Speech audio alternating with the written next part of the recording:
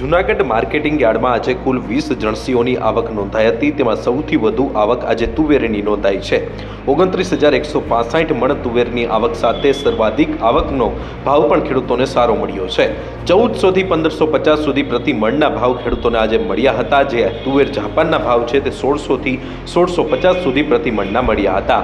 આ સાથે અલગ અલગ જણસીઓની પણ આવક નોંધાઈ હતી, જેમાં 970 ક્વિન્ટલ સોયાબીનની આવક સામે 1 મણનો ઊંચો ભાવ 807 રૂપિયા નોંધાયો હતો। 77 ક્વિન્ટલ લોકવન ઘઉંની આવક સામે 1 મણનો ઊંચો ભાવ 610 રૂપિયા, જ્યારે 56 ક્વિન્ટલ ટુકડા ઘઉંની આવક સામે 1 મણનો ઊંચો ભાવ 636 રૂપિયા નોંધાયો હતો। 122 ક્વિન્ટલ તલની આવક સામે 1 મણનો ઊંચો ભાવ 2100 રૂપિયા, જ્યારે 360 ક્વિન્ટલ ધાણાની આવક સામે 1 મણનો ઊંચો ભાવ 1528 રૂપિયા નોંધાયો હતો।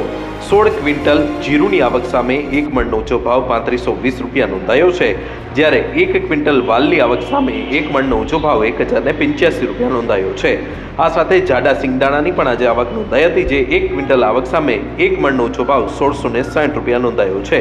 સામાન્ય રીતે અલગ અલગ જણસીઓની જૂનાગઢ માર્કેટિંગ યાર્ડમાં આવક થતી હોય છે, ત્યારે આજે 20 જણસીઓની આવક નોંધાઈ હતી અને સર્વાધિક ભાવ પણ ખેડૂતોને મળ્યા હતા। સારા એવા ભાવ મળવાથી ખેડૂતોમાં પણ ખુશીની લહેર જોવા મળી હતી।